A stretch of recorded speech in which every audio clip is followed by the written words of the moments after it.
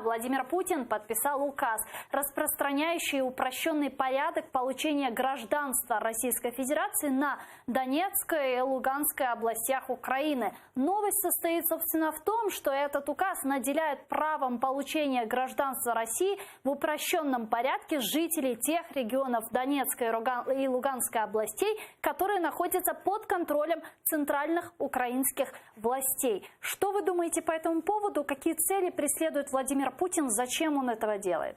Цели все те же. Дестабилизация ситуации внутри нашей страны. Ничего нового. Это, в принципе, и ожидаемо, и прогнозируемо было с самого начала. Поэтому для нас это не явилось каким-то там аховым событием.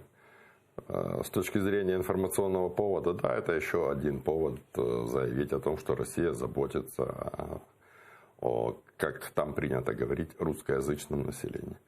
Не более того.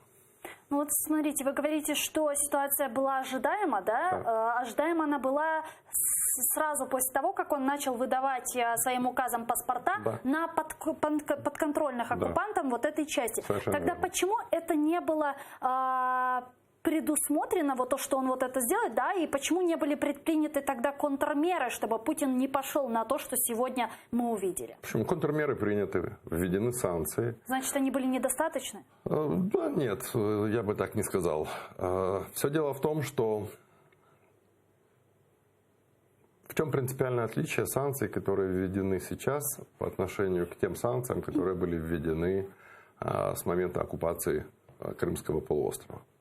Санкции Украины вы имеете? Украина и Европейский Союз, и Соединенные Штаты.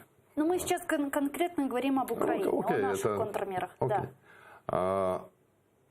Тогда было принято решение не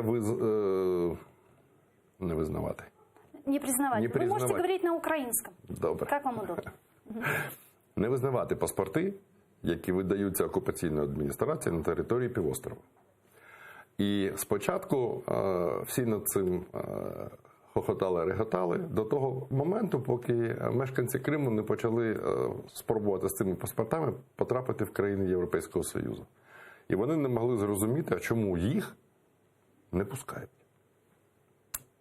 Виявилося, що вони знаходяться під санкціями, і ці паспорти, вони країнами Європейського Союзу не визнаються. І тоді кримчани почали висловлювати обурення. І тоді росіяни вигадали механізм, а зараз мешканці Кримського півострова отримують паспорти в Краснодарському краї. А Краснодарський край від самого початку не був введений в санкційний механізм. Щоб котировались документи, так. Понятно. В цей раз ми вже передбачили такі дії, тому дещо змінений концептуальний підхід. І тепер, на сьогоднішній день, ці паспорти видаються в 2 паспортних відділеннях на території Ростовської області. Щодо всіх паспортів, без винятку всіх, які видаються в цих 2 паспортних відділеннях, незалежно від того, чи це мешканець Ростовської області, чи це мешканець Донецької області, чи це мешканець Мурманської області, немає жодного значення. Будь-який паспорт Російської Федерації, який виданий в цьому паспортному відділенні, вважається недійсним.